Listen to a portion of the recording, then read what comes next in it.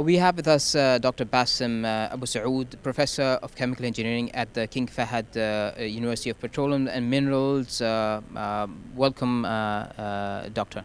Bismillah ar-Rahman ar-Rahim. Thank you very much for inviting me here, and it's my pleasure to be with you. Doctor, you were part of the technical committee. What was your role in the committee? Yes, we have the technical committee through which people submitting paper, and we received so many papers, so we have to filter them and we have to choose the best paper out of those paper. After that, we have to arrange for the program and distribute it among different sessions. Okay, so have you decided what the best paper is, or when is this going to be out? No, there is nothing called best paper in the conference. Those papers that have been chosen, they are among the best that have been submitted. So if we accept it, they can come and present.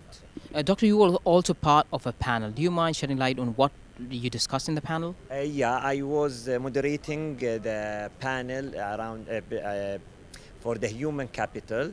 There were 3 papers, amazing papers, one of them regarding the psychological safety, through which they show that you have to be psychologically safe in order to deliver, and the second one about the innovation in the Kuwait Petroleum Company, in which they show you how they encourage innovation, and the last one, it was about the human energy and how to link the industry to academia. Speaking about human resources, do we see a lack of human resources here? How do we link the newcomers into, incorporate them into the industry? If you think about it, that lately the culture start to change dramatically. So this has now become one of the most important things. To keep your employee in your company, now there is a competition and there are a lot of opportunities. So if you don't deal with them in a nice way, they will leave you. Sure. So it seems that it's not like before. So I'm stuck with one company. So the human resources here, it play a great role now. I think it is going in the right direction. So how do we upskill? How do you train the newcomers? What are some of the techniques and systems that the companies? I'm sure you've spoken to a lot. What are the techniques and systems that the companies are using? And I think it starts from the upper management.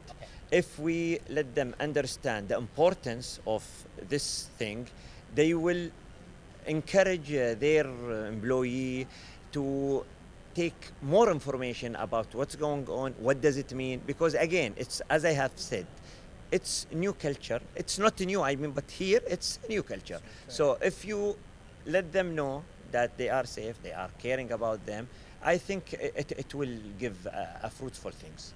At this GDA conference, you also inaugurated a GDA Connecting. Can you shed light on that? Yeah, this is an amazing initiative from the GDA. We're always talking about the gap that we have between the industry and the academia. And everybody is talking about the bridging that gap. And it's easy to be said.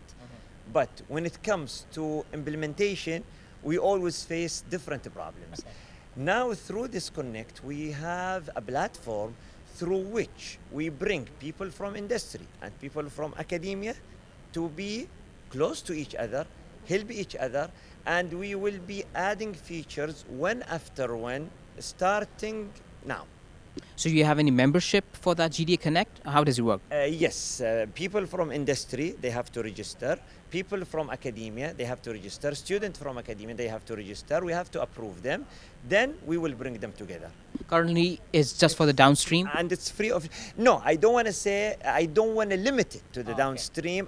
Even if you ask me, I don't want to limit it to one major. I want to make a platform that is ready to be used by any student to meet anyone in the industry. So it's expanding. I'm sure the concept behind it would have been the connection, the important connection between the industry and academia. We have a strong connection in the West.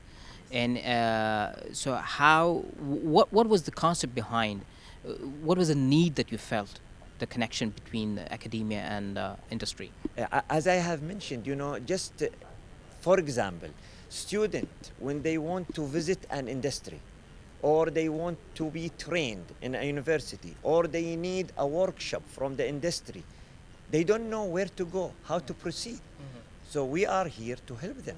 So through this platform, we can connect them to the correct people in the industry, through which, for example, they will arrange a great visit for them, or project, collaboration project. Now, even for the graduation, sometimes you need to have a project. In some university, Yes. they are asking you now to bring it from the industry.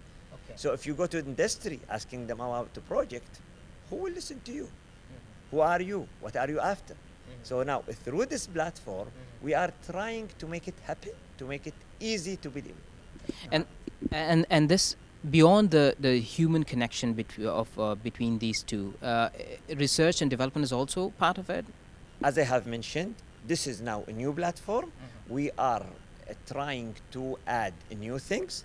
We are open for suggestions. So anything from anyone who listen to us, if you have an idea that can be implemented, we will make it happen. You're also big on youth programs, maybe at a university and where you work. Can you shed light on that as well? Yes, we have started the student program back in 2013 in the conferences here in Bahrain, and we have achieved great things through these programs.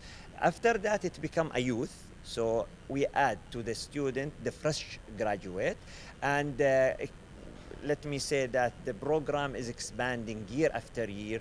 Many things have been added to this program, and we will continue to grow, inshallah. Any word of advice for the newcomers, for the young men and women who are joining the industry across the region? We're always looking for a new idea from them because they are fresh, coming with new ideas, and we are open for that. Thank you so much, Dr. Bassim, for speaking to us. My pleasure, and thank you again for inviting me.